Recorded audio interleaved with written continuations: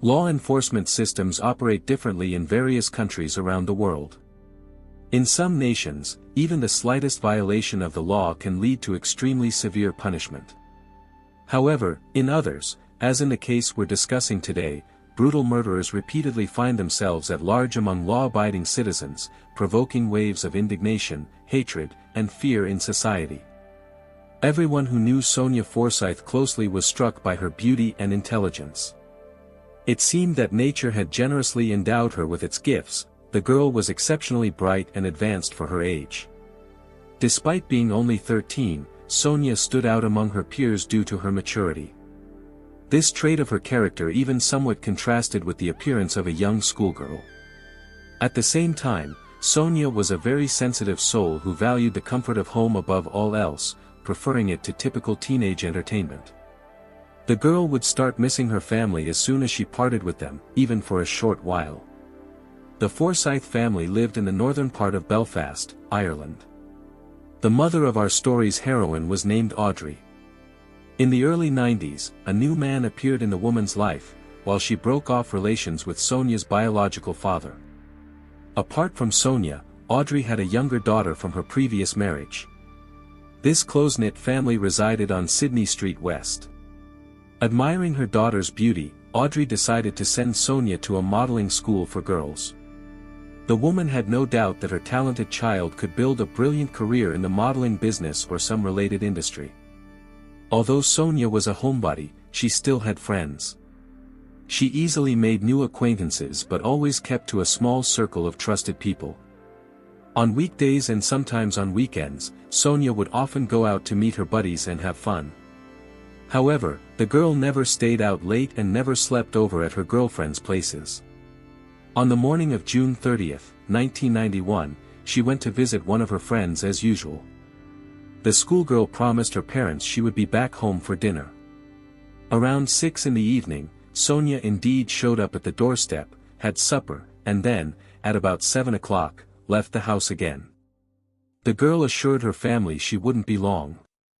It would seem the Forsythe family had no reason for alarm. Their neighborhood had always been quiet and peaceful, with no incidents of crime whatsoever.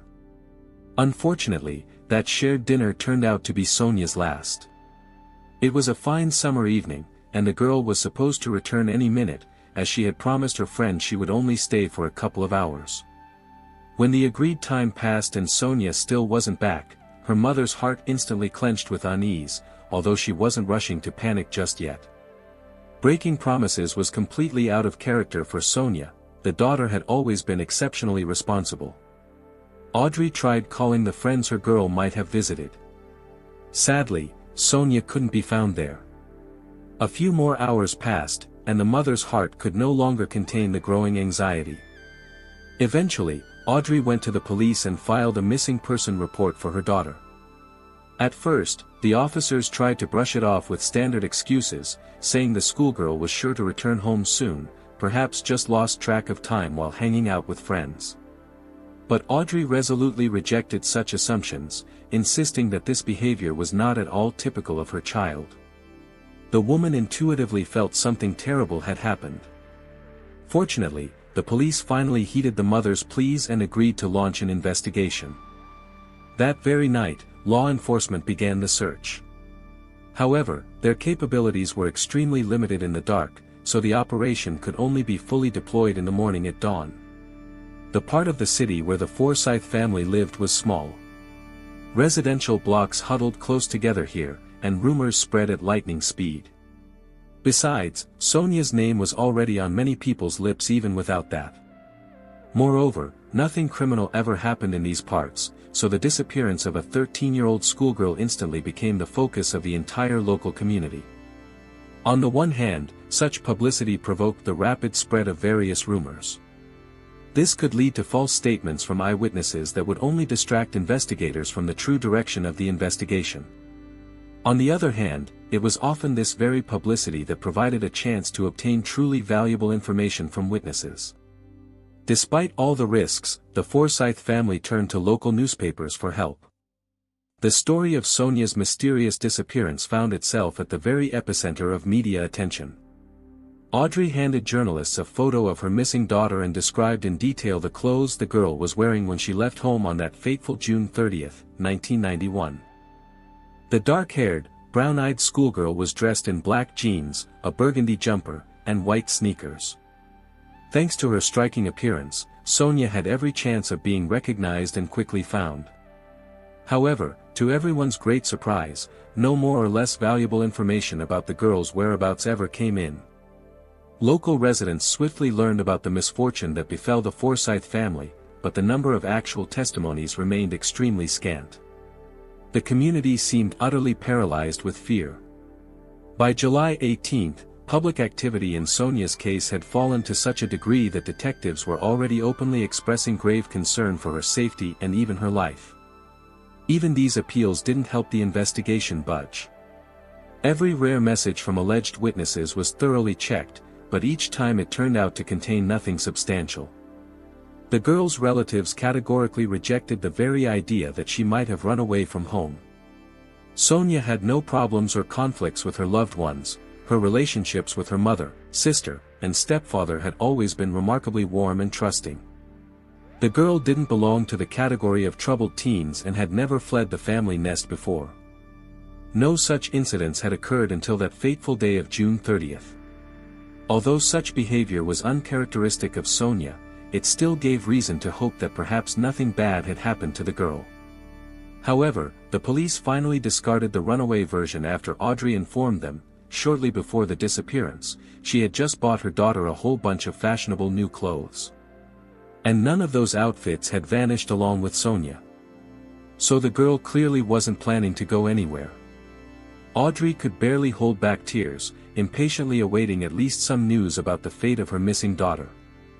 She told the investigators absolutely everything she knew or could remember. The detectives began meticulously studying Sonia's immediate circle. They questioned everyone who belonged to the girl's social circle, friends, relatives, classmates. But none of them had the slightest idea what could have happened. The girlfriend Sonia had gone to visit after dinner claimed she never made it to their place. At that time, mobile phones were not yet widespread, so tracking the girl's movements by geolocation was also out of the question. The girls had simply walked around a bit and then, even before dinner, went their separate ways home. They didn't see each other again that day. These words were confirmed by other witnesses as well. However, clarifying the time frames, unfortunately, didn't open up any new promising avenues for the investigation. By mid-July, detectives began to suspect that Sonia might have fallen victim to abduction. Yet still, no one had contacted her family with ransom demands. And the more time passed, the dimmer the hope became of finding the schoolgirl alive. A special task force was formed to investigate this high-profile case, composed of the most experienced detectives and law enforcement officers. Priority was given to those specialists who already had experience working on kidnapping cases. Several search teams, numerous volunteers, and even canine units with service dogs combed the city, but no trace of Sonia was found. Eventually, it was decided to expand the search area. Now the police were interested not only in the streets of Belfast but also in all the suburbs surrounding the city. During this period, several more official statements were made to the press. Representatives of law enforcement no longer concealed their certainty that Sonia hadn't simply run away from home but had indeed fallen victim to abduction. On July 19, investigators stumbled upon a new interesting lead. It turned out that shortly before the girl's disappearance, several marching bands from Belfast were preparing for a small thematic tour to Scotland, where their performances were to take place. Sonia's relatives recalled that the girl had always shown great interest in the activities of these artistic groups. In total, about 60 orchestral ensembles had left for the festival in Scotland before the schoolgirl vanished. The police suggested that Sonia might have been tempted to travel with them. Of course, it was extremely odd that the girl didn't inform her family about her plans and set off without taking any belongings. Nevertheless, the police latched onto this version as their last straw of hope. However, by the time this theory emerged, most of the musicians had already returned home from the tour. And Sonia was not among them. The remaining groups were expected to arrive in Belfast within the next few days. The Forsythe family eagerly embraced this version, hoping it would shed light on the fate of their missing daughter.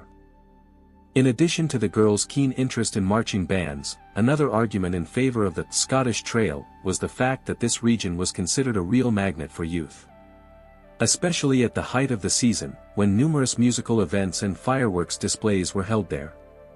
So, although such behavior was completely out of character for Sonia, Audrey clung to this ghostly hope with all her might and anxiously awaited the return of the fairies from mysterious Scotland. According to the detectives, these voyages indeed remained the last chance that the missing schoolgirl might be found on one of them. The search teams involved in the operation checked all potential approach routes to the port, meticulously examining the documents of passengers arriving in Belfast. Unfortunately, no trace of Sonia was discovered. She wasn't on any of the ferries. Nevertheless, despite the failure, rumors that the teenager might have fled her family to go party in Scotland were readily picked up by both the public and the local media. And just a few days after the collapse of the Scottish version, several new witnesses came to the police station with statements. People claimed that in a Scottish port town located some 20 kilometers from Belfast, they had allegedly seen a girl who was the spitting image of Sonia. Hope flared anew in the hearts of her loved ones and the police that the schoolgirl was still alive. All these leads were thoroughly checked, but no evidence to support the latest theory could be found. The investigators couldn't establish any traces of Sonia's presence in those parts, either during the mentioned time period or at any point before or after. Despite this, the search teams continued combing all regions of Northern Ireland. On July 23, the leaders of the search operation officially announced that their subordinates had completely surveyed the territories of Shankill, Woodvale, and Old Park. But, unfortunately, this didn't yield any new leads either. Sonia seemed to have vanished into thin air. During the same period, a large-scale campaign was conducted in various districts of Belfast to post flyers about the missing child. Alas, this effort also failed to bring any more or less valuable information. Unbearably long weeks of silence turned into even more agonizing months of waiting, filled with nothing but anxiety and despair. Audrey had to somehow carry on living, although she didn't understand how to go on without her elder daughter, whose fate remained unknown. In these terrible times, the woman tried to focus on raising her younger child, just to distract herself from oppressive thoughts for at least a moment. But, of course, this was of little help. Although no new information about Sonia had come in even by early 1992, her mother still cherished the faint hope that the girl was alive and well and had simply run away from home. During one of her regular TV interviews back in January, Audrey shared a terrible nightmare that had haunted her almost every night since her daughter's disappearance. In this horrifying vision, a detective from the search team would appear on the poor woman's doorstep and ask her in an unrelenting voice to come to the city morgue to identify a body that had been found. But, sadly, in real life, neither witnesses rushed to give testimony, nor did the longed-for letter from Sonia herself ever arrive. An ominous silence reigned around the investigation. Meanwhile, the grief-stricken Audrey waited for the New Year holidays with a painful impatience. She still hoped to receive at least a card or a short letter from which she would finally learn where Sonia was hiding and that she was all right. But these hopes, too, came to nothing. Finally, in the last days of January 1992, the first signs of progress in this chilling case appeared. That day, alarmed parents accompanied by their 15-year-old daughter came to the Belfast police station. For security reasons, it was decided not to disclose the girl's real name. The young person stated that she had fallen victim to an entire network of pedophiles. Her testimony led to the launch of one of the largest investigations in the history of Northern Ireland into cases of child abuse and sexual assault against minors. The victim reported that right in Belfast, there were quite a few suspicious dwellings that the organizers of the pedophile den regularly used to commit depraved acts against their young victims. According to the girl, several adult men were involved in this dirty business. This nightmare had lasted for at least the past year and a half of her life. The time frame of the events she described coincided with the period of Sonia's disappearance. Moreover, One of the houses mentioned by the abused child stood just a few hundred meters from the spot where young Forsythe was supposed to meet her friends on the day she vanished. According to several random passers-by, the girl was indeed seen in that area. The detectives urgently went to the specified address. During a search of the dwelling, numerous photographs of naked girls were found, as well as other physical evidence confirming the young informant's words. A 53-year-old man was detained on charges of raping 2 schoolgirls. However, the version that the exposed file was involved in an entire network of abusers was not confirmed. The rest of the suspects in the case were thoroughly checked and released. Investigators also meticulously studied the likelihood of the detained pervert's involvement in Sonia Forsythe's disappearance. The crimes against children caused an even greater public outcry than the schoolgirl's mysterious disappearance. Many considered it quite probable that Sonia had also fallen victim to one of the suspects in the exposed. One of the convicted rapist's neighbors claimed that on the day the girl disappeared, she had seen her near the abuser's house.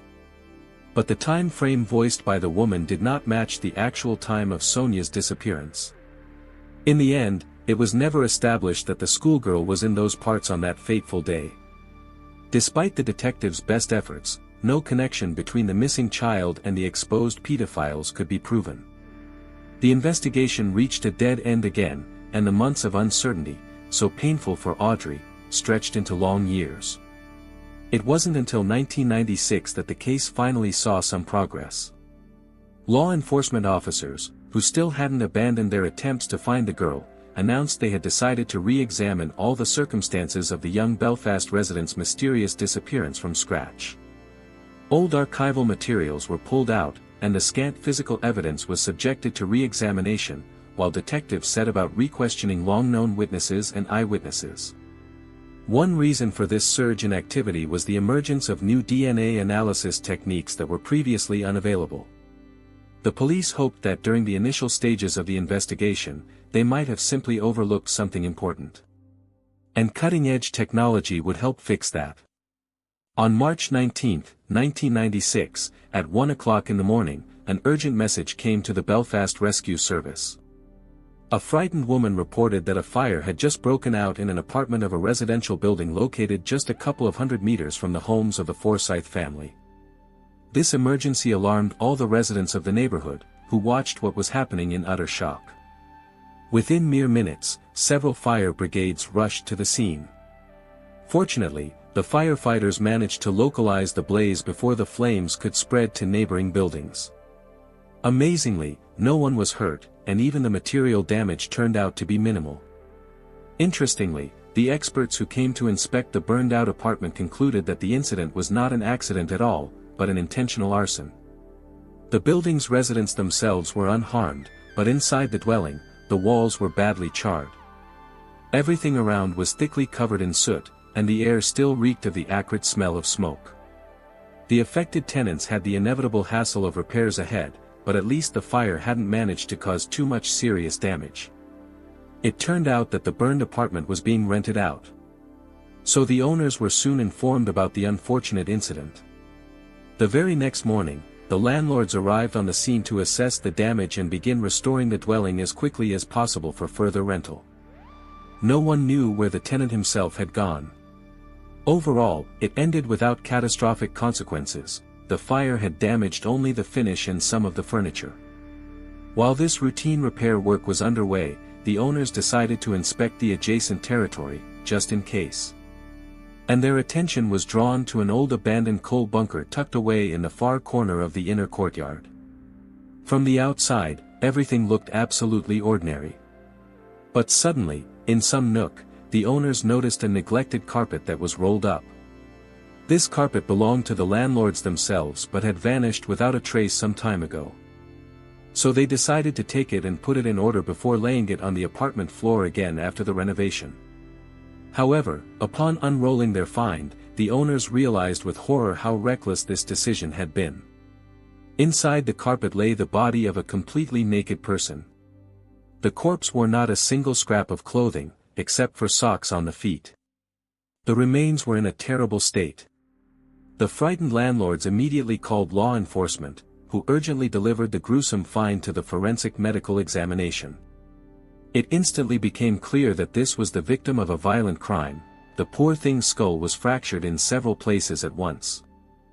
Later, the results of the examinations finally confirmed the investigators' worst fears. The discovered remains belonged to Sonia Forsythe, who had gone missing.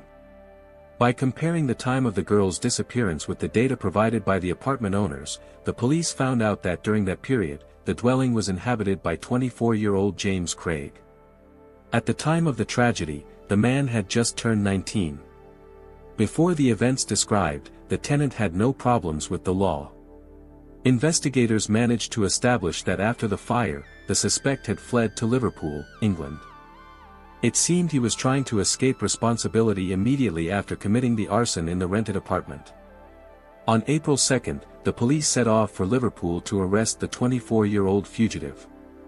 Law enforcement learned that during the period of Sonia Forsythe's disappearance, James Craig not only lived in the burnt-out apartment but also worked in a store located nearby.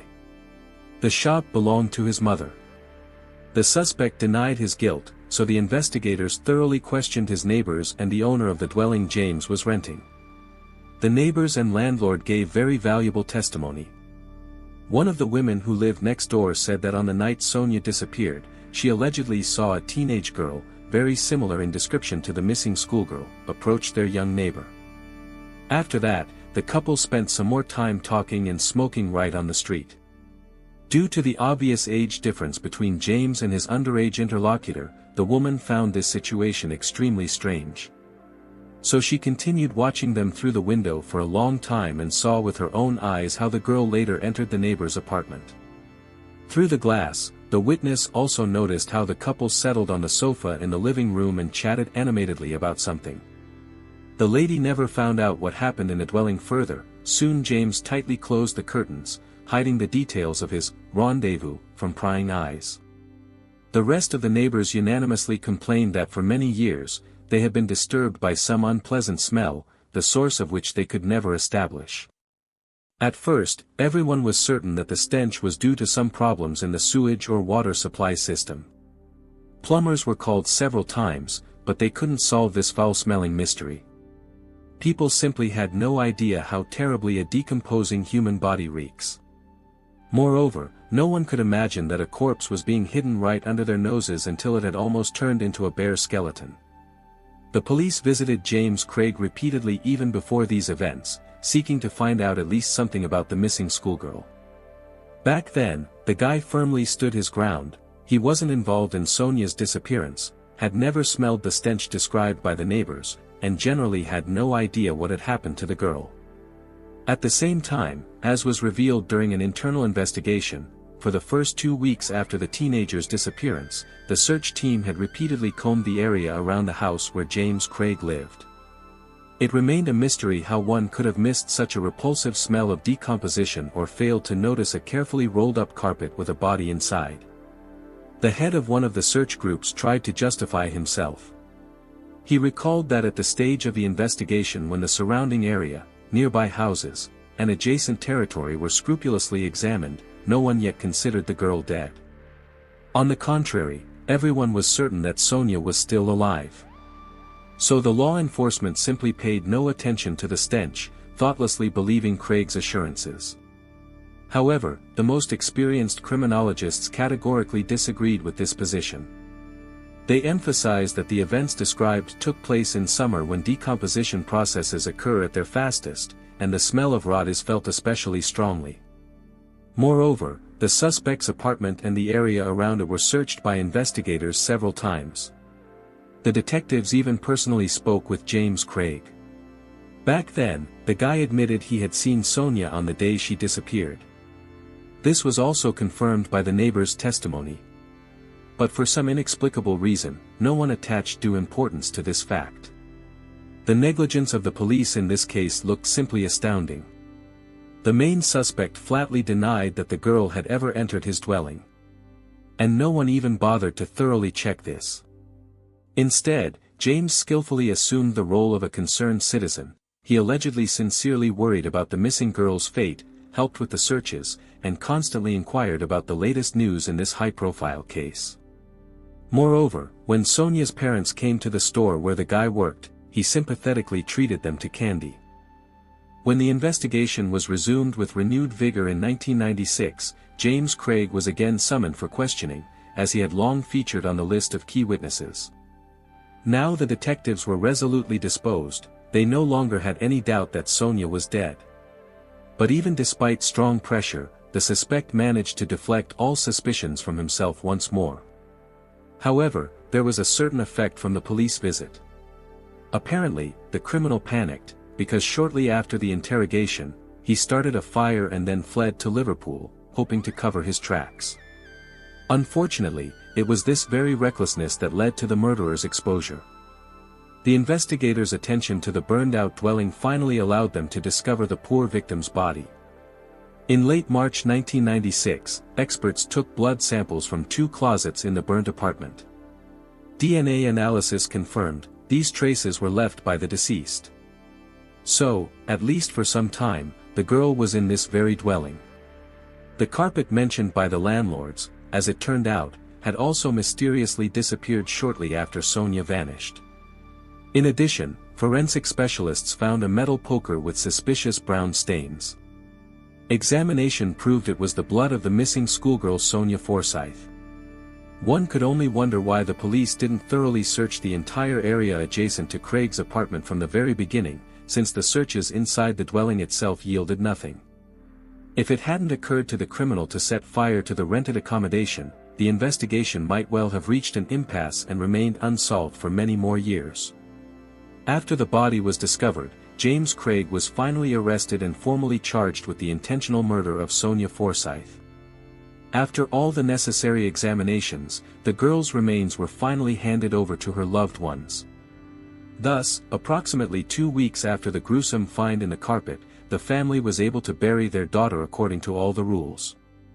For Audrey, it was a real shock, but at the same time, a kind of relief. After all, she finally learned the truth about the fate of her missing child, even though this truth turned out to be unbearably horrible. Most relatives of missing persons unanimously say that the hardest thing is to live in ignorance, wondering what really happened to your loved one. It's much more terrifying than knowing for sure even about their death. After these tragic events, the Forsythe family simply couldn't remain in their old home any longer, because the brutal murder of their Sonia had taken place right next door. Too many memories of the deceased girl haunted them within those walls. So they moved away soon after. On April 21, 1998, James Craig appeared in court on charges of intentionally killing young Sonia Forsythe. At the hearing, the prosecutor presented his version of the events of that fateful night. Obtaining evidence of Craig's guilt proved extremely difficult. This dragged out the trial for long weeks. After all, the investigation had too little proof on hand. They had to gather weighty arguments literally bit by bit. So, on that tragic evening, Sonia was returning from one friend to another and accidentally met the adult guy James. Apparently, he somehow attracted her attention. The couple smoked together, and then the young man lured the trusting girl to his place. There he attacked her. Most likely, the guy first the child. This was the main motive for the crime. Unfortunately, the condition of the body's remains was so deplorable that experts were unable to irrefutably confirm the fact of sexual assault. And after the perversion, the young monster simply beat the victim to death with a poker, smashing her skull and jaw. After the massacre, the killer first hid the lifeless body in the closet. And only later did he somehow wrap the mutilated remains in a carpet and carry them away from the apartment, stuffing them into an old coal bunker deep in the inner courtyard. Given the remoteness of the events described, the investigation had almost no direct evidence of James Craig's guilt. However, convincing eyewitness testimonies left the prosecutors with no doubt that it was this young man who had committed the horrific murder. Many important circumstances were reconstructed thanks to the persistence of the searchers. It was notable that the police officer's dereliction of duty in this case was hardly mentioned during the trial and generally went unpunished. A forensic expert also testified at the hearing, examining the victim's body remains, the burned carpet, and the ominous poker. He confirmed that the nature of the injuries on the deceased's skull exactly matched the shape of this tool. But despite the eloquence of the evidence presented, Craig continued to lie, claiming he had nothing to do with Sonia's death. However, during interrogations, the killer admitted that on the fateful night, he and Sonia did accidentally run into each other on the street. The girl allegedly asked him for a cigarette. James readily treated the schoolgirl to a smoke, and a conversation struck up between them. They both lived in the same neighborhood and sometimes saw each other on the street, but had never spoken before. Craig didn't even know the girl's name. During the trial, the accused admitted that after their acquaintance, Sonia allegedly accompanied him to a local bar located across the street from his house. It was there, according to James, that he bought cigarettes for his mother and a couple of cans of beer for himself. He didn't deny the neighbor's words about seeing them together near James's apartment. According to his version, at that moment they were just smoking together outside. But the guy insisted that after that, Sonia simply walked him from the bar to his home, and didn't enter the apartment itself. James claimed he said goodbye to the girl just a few minutes later. And then he allegedly saw her in the company of some 2 other teenage girls who were sitting on the windowsill of an abandoned building nearby. As for how the victim's blood ended up in the dwelling he was renting, Craig couldn't explain that. In the opinion of the prosecution, the accused was openly lying. After all, the forensic experts' conclusions unambiguously linked the bloody stains inside the apartment with DNA samples from the deceased schoolgirl's parents. The traces found on the carpet in which the mutilated body was wrapped also perfectly matched the genetic profile of the unfortunate child's biological parents. The court hearing dragged on for 2 long weeks. Fortunately, the jury needed much less time to reach their verdict. In just half an hour, they unanimously found James Craig guilty of the intentional murder of Sonia Forsythe. At the moment the sentence was announced, the courtroom was packed to capacity. Everyone wanted to see with their own eyes how justice would prevail and the criminal would receive his well-deserved punishment. Someone among those present couldn't restrain themselves and shouted at James, "Burn in hell." People were stunned by the young man's inhuman cruelty and his utter indifference to what he had done.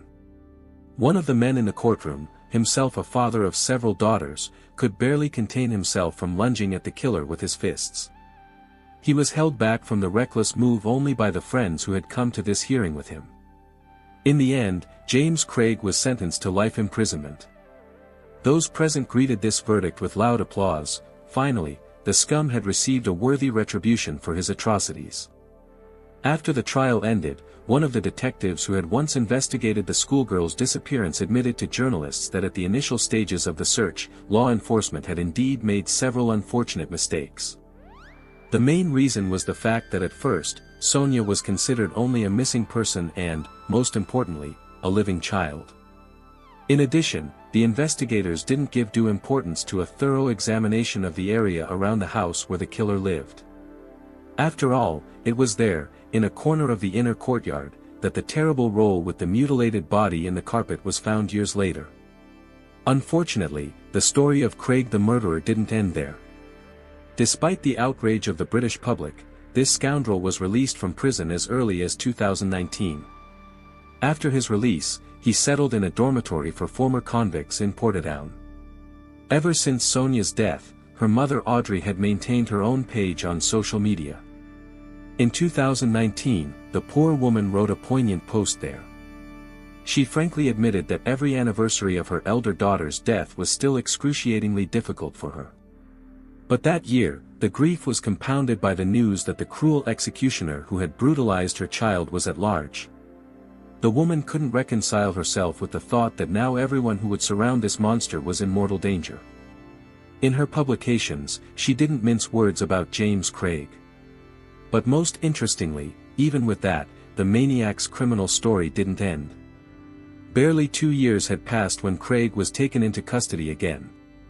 Investigators managed to find out that in the late 80s, early 90s, he had committed sexually motivated attacks on 2 girls under the age of 9. The crimes took place in virtually the same location where James later so brutally dealt with Sonia Forsythe. But for these long-ago offenses, Craig got off with an even milder punishment. The judges took into account that these episodes had taken place even before his conviction in the case of Sonia's murder. so they couldn't be qualified as a relapse on his part. Other underage victims of this monster were also found. The girls recounted how he had harassed them and even raped them in the same apartment where he had taken Sonia's life. But James denied absolutely everything. Unfortunately, his guilt couldn't be proven on these facts due to lack of physical evidence. So, just 2 years later, the killer found himself at large again. The Forsythe family learned about this on the mournful date of the 32nd anniversary of their daughter and sister's death. By that time, Sonia's younger sister was already an adult woman. She told journalists that even the thought of James Craig freely roaming the streets of Belfast evoked unbearable pain and disgust in her. So the girl warned everyone who might encounter the maniac in their path, beware of him like the plague, and keep your children away from him. After all, it's futile to rely on law enforcement in this matter, they won't protect anyone anyway. Cindy Monkman's encounter with the Apelt brothers became a fateful event in her life, which unfortunately led to a tragic end. On October 8, 1988, fate brought Cindy together with Michael and Rudy in one of the city's popular clubs. Tall, handsome, and charismatic, the Germans immediately caught the girl's attention. The 25-year-old Michael made an especially strong impression on her. Their acquaintance grew into an evening spent together, during which they couldn't take their eyes off each other. Katie, Cindy's younger sister, became an unwitting witness to the beginning of this relationship. She saw how her sister was literally losing her head over her fascination with her new acquaintance. Michael turned out to be the eldest of 7 children in his family, 5 years younger than Cindy. Despite the language barrier, the brothers had poor English skills. Cindy felt a strong spiritual connection with Michael, as if they understood each other without words. The next morning, having breakfast with Katie, Cindy couldn't talk about anything else but Michael. She even let slip that he had hinted several times at his willingness to marry her. As soon as Katie heard this, she was extremely skeptical of such a loud statement after their very first meeting. But Cindy reassured her sister, saying that it was simply the best way to distract herself from the painful breakup with her ex-boyfriend Mark and start a new life. Meanwhile, the sister's friend Annette, who was also at the club that evening, met Rudy, Michael's brother. From then on, the two couples began dating together. According to the brothers, they were in the computer business and banking in Germany, and had come to the USA on business. The relationship developed rapidly. Less than a week later, Rudy moved in with Annette, and Michael with Cindy. Katie was shocked by such a lightning-fast development of events in her older sister's life. She believed that Cindy was rushing too much and that these hasty decisions would not lead to anything good. Events continued to unfold at a kaleidoscopic speed. On December 18, when Cindy and Michael were at a friend's wedding, the girls noticed a wedding ring on the bride's finger. It turned out that Cindy and Michael had secretly gotten married on November 28, just 3 weeks after they met. Katie couldn't believe such drastic changes in her older sister's behavior. For the first time, a serious misunderstanding arose between the girls. However, the worst was yet to come. Just a few days later, on December 24, an alarming call came into the Arizona police station.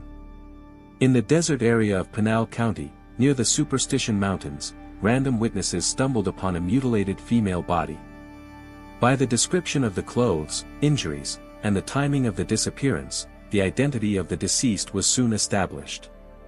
It turned out to be 30-year-old Cindy Monkman. The autopsy results shocked even experienced experts. The perpetrator had clearly tried not just to kill, but to destroy the victim as a punishment for something. Arizona had not seen such vicious cruelty in a long time. Detectives began an investigation, not ruling out any leads. The circle of suspects narrowed down to 2 men, Cindy's ex-boyfriend Mark, with whom she had unresolved issues, and her current husband Michael, who, as it turned out, was hiding many secrets. The police had to find the truth in this tangled story of love, deceit, and betrayal. The search was complicated by the fact that Mark was in another state, and Michael had a poor understanding of English. However, law enforcement was determined. They intended to establish the identity of the killer by any means and punish him for what he had done. Cindy Monkman's relationship with the charismatic and mysterious Michael Apelt began as a love story and ended in a horrible tragedy. The young woman was desperately seeking new love and found it, but it turned out to be an insidious trap for her. All the details pointed to the involvement of her new German husband and his brother in the crime, but it was very difficult to prove. The police had to conduct a thorough investigation to unravel this tangle of lies, greed, and cynicism that cost the life of a charming young woman from Florida. On the eve of the fateful day, the police carefully studied the last hours of Cindy Monkman's life, trying to reconstruct the chain of events and find clues that would lead them to the killer. Detectives paid special attention to two men in the life of the deceased, her ex-boyfriend Mark, with whom Cindy had unresolved issues, and her new German husband Michael Apelt, who had appeared in the girl's life just a couple of months before the tragedy. Katie, Cindy's younger sister, told the investigators that the deceased and Mark were supposed to meet on Christmas. Despite the painful breakup and swift marriage to Michael, Cindy apparently still had feelings for her ex. This meeting could have been the last straw for one of the men. Michael seemed especially suspicious. According to Katie, he called her on the day her sister disappeared, shouting into the phone, demanding to know where Cindy was. The girl could hear that the German was in a state of severe alcohol intoxication. However, due to the language barrier, she was unable to get more information about the last hours Michael had spent with his wife. Katie even asked their mutual friend Annette to visit the newlyweds, but the girl found Michael sound asleep. The police questioned everyone involved, and their testimonies mostly coincided with Katie's words. However, there were also interesting details. A few weeks before Cindy's death, one of Mark's ex-girlfriends was found dead under mysterious circumstances. The investigation was still ongoing at the time, but this information could shed light on possible motives for Cindy's murder. The most unlikely witness to the tragedy could have been Michael Apelt himself. However, it was not possible to talk to him immediately after the body was found due to the language barrier. The only detective in the department who was fluent in German was sent to talk to the widower. Unfortunately, he had little experience in investigating particularly brutal murders. During the interrogation, Michael was surprised that there was someone in the police who spoke his native language. He willingly made contact but behaved very tensely. The German said that on December 23, he and his wife were very busy. In the morning, they took her car to the dealer for maintenance, rented another Subaru, and returned home. Cindy was packing for the trip and was going to meet friends at 10 in the evening. According to Michael, at 7 o'clock he was taking a shower and heard his wife talking emotionally to someone on the phone. Because of the noise of the water, the man could not make out any words or names. After hanging up the phone, Cindy shouted something about some urgent matters and left the house without explaining anything to the agitated Michael. Grabbing her purse and keys, his wife never returned. Michael had to go to the restaurant with his brother and friends alone. Returning home, he hoped to find Cindy, but the house was empty. The interrogation was supplemented by the results of a search of the German's apartment and car, for which he gave voluntary consent. Among the things, a receipt from a restaurant was found, dated the day of Cindy's disappearance. This evidence confirmed Michael's alibi, at least for some time. A strange detail was that the tire tracks of the car in which Cindy was allegedly taken to the desert did not match the tracks of the Subaru rented by the Germans. The police had to track all the movements of the brothers on the fateful day. And then they made a discovery: the rented Subaru had to have its wheels urgently replaced. The reason was torn and worn treads. A strange coincidence, isn't it? Katie, distraught over her sister's death, provided the police with a letter Cindy had sent to her family on the eve of her departure with Michael. The girl passionately described her feelings for the German, plans for the future, and even a desire to introduce him to her family. Reading these lines, knowing about the tragic denouement, was eerie. The investigators managed to reconstruct most of the events of the fateful day. A picture of an ingenious murder committed on the basis of greed and revenge was emerging. It only remained to understand who was behind it: a jealous ex, an insidious foreigner preying on naive women, or both of them. Each of the suspects had enough motives for reprisals against Cindy. It remained to prove who had the cruelty to put this sinister plan into action. During the investigation of the murder of Cindy Monkman, law enforcement officers came across a number of strange and suspicious facts that could shed light on the identity of the perpetrator. The detectives were alerted by a message on the victim's answering machine left by her ex-boyfriend Mark. The call came in at 10 in the morning, and the man claimed to have seen a story about Cindy's disappearance on the morning news. He allegedly worried about his ex-girlfriend and asked to call him back to make sure she was all right. However, the police doubted Mark's sincerity. According to their calculations, at the time of the call, information about Cindy's disappearance could not yet have been aired. It turned out that the man knew about the incident earlier than the journalists reported it. This suggested that Mark was trying to deflect suspicion from himself, as he was in another state. Meanwhile, Michael Apelt, the legal husband of the deceased, did not even realize the scale of the tragedy due to his poor English. When he, along with his brother Rudy and girlfriend Annette, was brought to the police station, Michael took the news of Cindy's death very emotionally. The man cried and shouted, asking how this could have happened. However, the investigators decided not to rely on outward displays of grief and took all three to separate rooms for questioning. Blood, hair, and shoe print samples were taken from each of them to later compare them with those found at the crime scene. At the same time, the detectives carefully checked the alibis of the suspects. In the end, the trio was released due to lack of evidence of involvement in the murder. However, suspicions about Mark did not dissipate. His strange behavior prompted the investigator to go to California to talk to him in person. It turned out that after the tragedy, the man had repeatedly called Cindy's home in Illinois, leaving messages on the answering machine in which he tried to figure out what had happened. On the spot, the detective found out interesting details. Mark was working on the day of the murder, and immediately after his shift, he rented a car and went to Los Angeles to celebrate Christmas with his family. To the surprise of the police officer, the radio host's alibi was confirmed. He physically could not be Cindy's killer, being hundreds of kilometers away from the crime scene.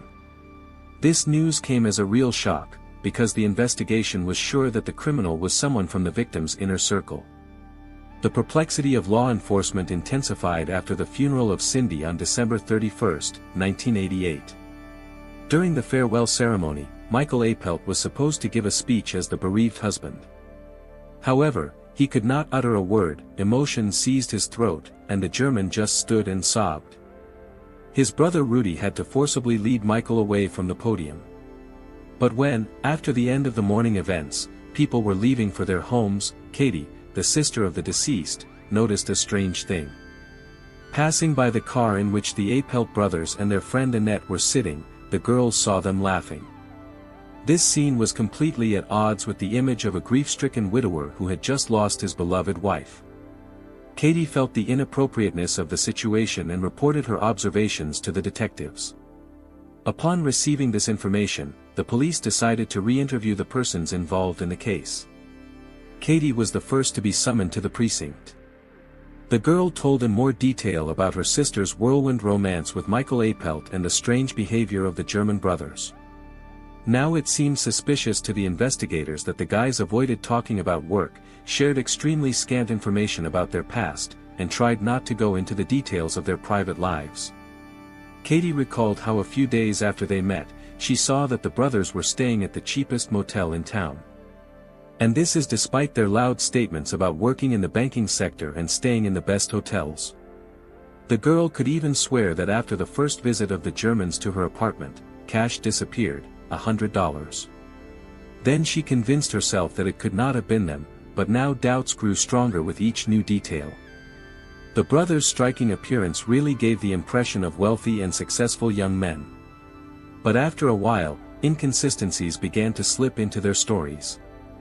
At first, the guys talked about their work, and then suddenly started complaining about being fired and allegedly blocked accounts. Michael even hinted to Cindy that he would be forced to return to Germany and leave the USA if they did not get married urgently. This also explained the secrecy and haste of their wedding. From the testimony of witnesses, an ominous picture emerged. It seems that Michael openly manipulated Cindy's feelings, forcing her to believe in love and go with him to the altar. The detectives were even able to track down several women with whom the Germans had had affairs before meeting the deceased. Marriage was perceived by the brothers as a profitable deal, and not as a union of two loving hearts. The investigators' suspicions intensified when they found Cindy's personal diary.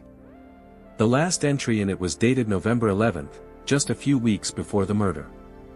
The woman seemed to be trying to convince herself of the sincerity of her husband's feelings.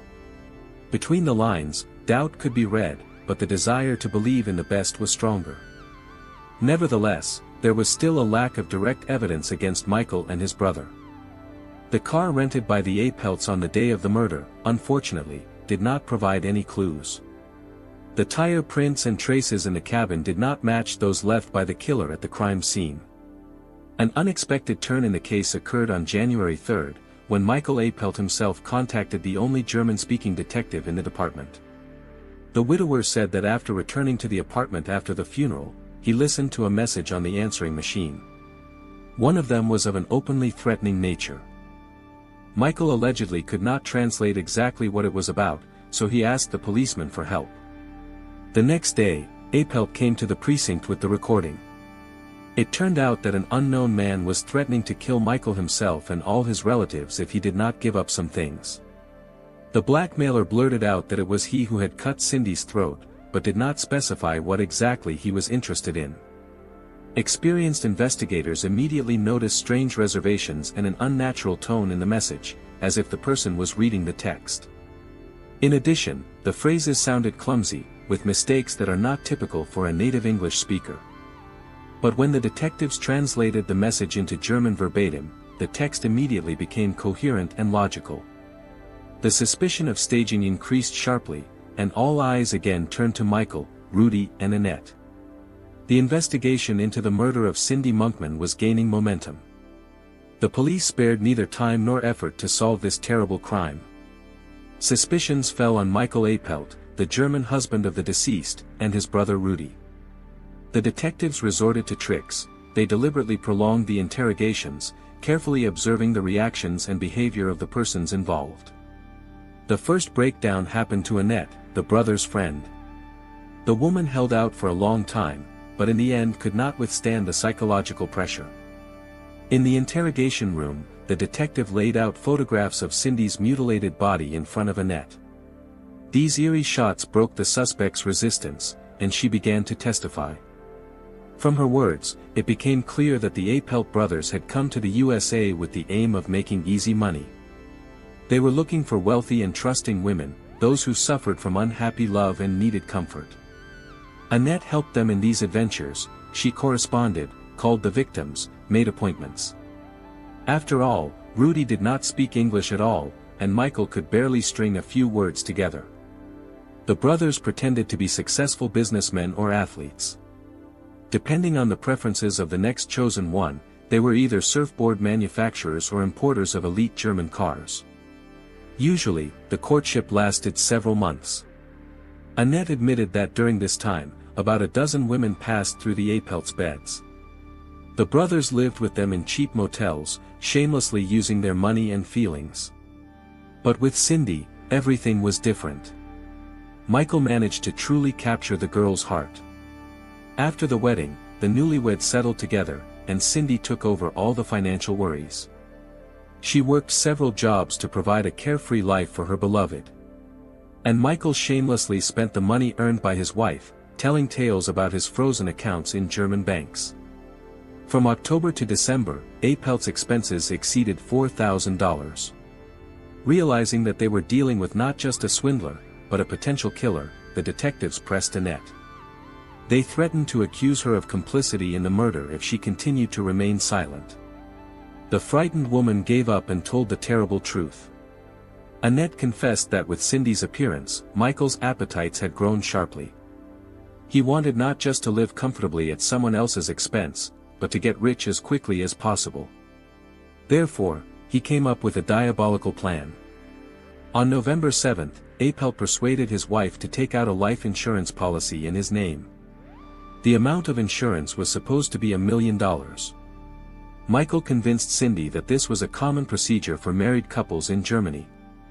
The woman in love could not refuse, the woman in love could not refuse him. However, the insurance company agreed to insure Cindy's life for only $400,000. This seemed too little to Michael, and he began to push his wife to take more risky steps. As a result, the day before the murder, the total insurance amount was already $800,000. Having received the coveted policy, the Chepel brothers began to plan their luxurious future. They ordered 2 Jaguars worth $144,000 each, 2 Toyota Supras for $66,000 each, and tried on elite Rolex watches. And all this at the cost of the life of a trusting girl. Now it became clear to the police why the Chepels rented a car on the day of the murder. They took Cindy to a deserted desert, pulled her out of the car, and slaughtered her with inhuman cruelty. At the same time, Annette was in the cabin the whole time. She told the terrible details. The brothers dealt with the victim in just 5 minutes, and returned from head to toe covered in blood. Annette helped them change clothes and wash off the bloody traces. After that, they all went to a luxurious restaurant to celebrate the long-awaited victory. The Chepel cynicism knew no bounds. They were sure that they had committed the perfect murder and that no one would ever know about their crime. Unfortunately for them, Cindy's body was found by random witnesses. Michael had to fiercely play the role of a grieving widower, hiding his joy at getting rich quick. The detectives were tormented by the question, was Cindy the brothers' first victim, or was there a bloody trail behind them? They found the answers to this question in Germany. Colleagues from the Chepels' homeland shared telling details of their past. It turned out that Michael had never had any solid bank accounts or estates. In Germany, he worked odd jobs and was engaged in criminal craft. Rudy had spent several years behind bars for. However, no traces of other murders were found behind the brothers in their homeland. It seems that Cindy became their first and, fortunately, last victim. The investigation was nearing completion, but one fact did not give the detectives peace of mind. Why didn't the tire tracks at the crime scene match the rented car?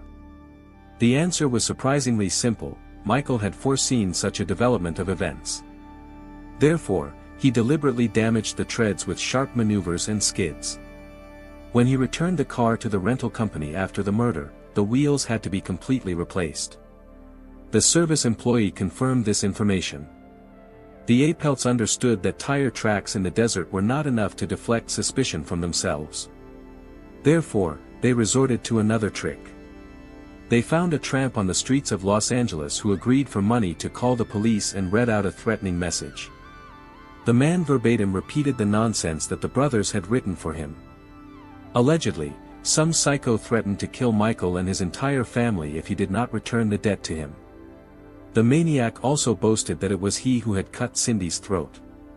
But the Chepels did not take into account the professionalism of the detectives. They immediately noticed that the text of the message sounded somehow unnatural, with reservations and grammatical errors. It seemed that English was not the author's native language. To test this guess, the police translated the threats into German verbatim. The text immediately became coherent and logical, which only increased suspicions about the Chepels and their accomplice Annette. The fate of the killers was decided by the court. Physical evidence, expert testimony, and Annette's confession, to whom the police promised immunity in exchange for cooperation, testified against them. During the trial, Michael decided to personally convince the jury of his innocence. He refused the services of lawyers and stated that he himself would prove the groundlessness of the charges against him. This overconfidence played a cruel joke on the killer. He got confused in his own testimony, contradicted himself, and only strengthened the judge's opinion of his guilt. On June 1, 1990, the jury delivered their verdict. Michael and Rudy Chepel were found guilty of first-degree murder. For this terrible crime, they were sentenced to death. In 2009, Rudy's sentence was reviewed. A psychiatric examination showed that he suffered from mental retardation. The death sentence was commuted to life imprisonment with the right to parole. Rudy tried to take advantage of this chance in 2017, but the commission rejected his petition. At the hearing, a letter from Katie, Cindy's sister, was read out. She reminded that it was Rudy who had inflicted most of the fatal wounds on the deceased. According to her, a person capable of such brutality should never be at large. On April 26, 2022, Rudy died in prison at the age of 62. Michael Apel's sentence remained unchanged. He is still on death row, awaiting execution. The killer's defenders are deliberately delaying this process with numerous appeals. Katie, the sister of the deceased Cindy, is writing a memoir about her life. She admits that the tragic death of her sister destroyed her faith in people, especially men. More than 30 years have passed, but the wound is still bleeding. During this time, Katie never dared to enter into new relationships or marriages. The trauma was too deep, the betrayal too terrible. The story of Cindy Monkman is a warning to all who seek love. The Apelt brothers seduced the girl with dreams of a happy, wealthy life, but instead insidiously took her life. Their actions were dictated not by passion, but by cold calculation. For these arrogant sociopaths, Cindy was just a tool for enrichment, and they shamelessly manipulated her feelings. Unfortunately, the insurance company unwittingly became an accomplice to the killers. By providing Cindy with a huge insurance policy, it essentially signed her death warrant. Today, Michael Apelt continues to count the days behind bars. Ahead is only the inevitable retribution for a terrible crime. He took the life of a charming young woman and destroyed the happiness of her family. Sooner or later, the killer will appear before the Supreme Judge and be held accountable for every drop of blood spilled in the Arizona desert. The fate of Cindy Monkman has become a tragic lesson: do not entrust your love to someone who pays attention only to money. After all, under the mask of an ardent admirer, a cruel and insidious predator can be hiding. Angel Lynn, a 19-year-old beauty, had grand plans for her life. She lived in the United Kingdom and dreamed of becoming a criminologist, working in law enforcement. During the same period, she started a romantic relationship with Chepel, which later turned into a real ordeal for the girl. The young man treated her terribly, oppressing her both physically and emotionally. Unfortunately, Angel found herself in the clutches of a manipulator who masterfully controlled her for an entire year. Che, a 20-year-old young man, had a dark past. His mother single-handedly raised two sons, Che and Rocco Sansom, in far from ideal conditions.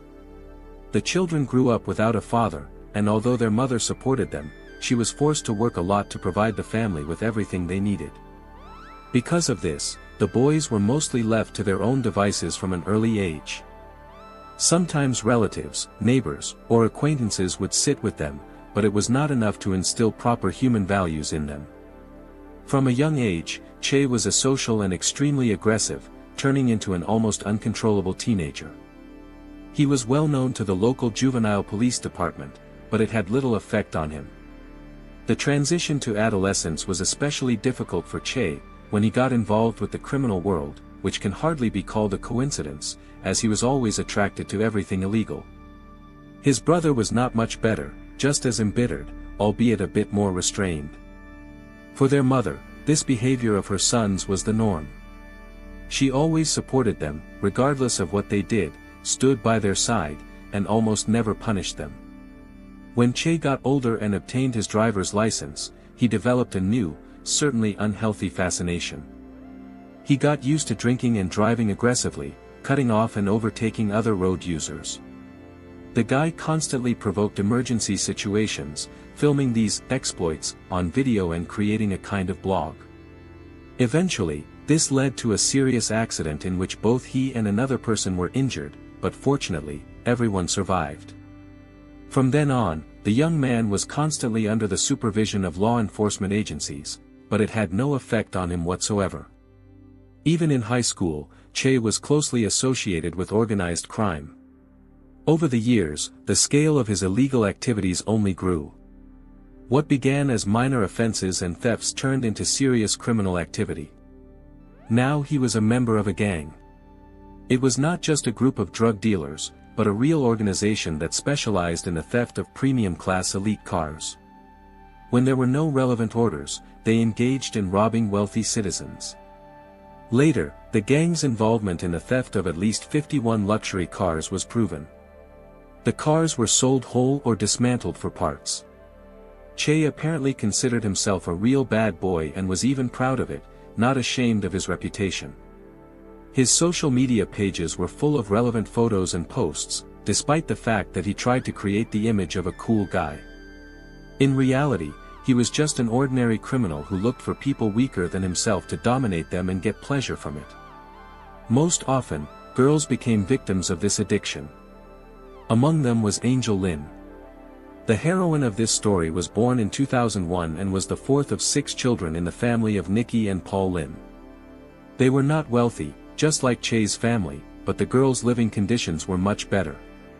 Her parents were decent, hardworking, and respected people. They did everything possible for their children. Angel had a very close relationship with her family. She was described as an energetic, active girl who was not afraid of anything. She was extremely purposeful and strived to fight crime, which is why she dreamed of a career in the police. At the time of the tragic events, Angel was finishing a course in public administration at college. At the same time, she tried to achieve everything on her own. As soon as the opportunity arose, the girl got a part-time job. By the time she finished school, she had several side jobs that allowed her not only to cover her own needs and pay for her studies but also to save a little for the future. In the morning, she cleaned private houses, and in the evening, she worked as a waitress. It seemed that the girl had a brilliant future ahead of her, but her acquaintance with Che ruined everything. In her free time, Angel often met with friends, as she had a wide circle of acquaintances. It was thanks to them that she met her first boyfriend. It was a gentle and caring relationship that was in stark contrast to her later choice of partner. The lovers often communicated with each other's parents and visited each other.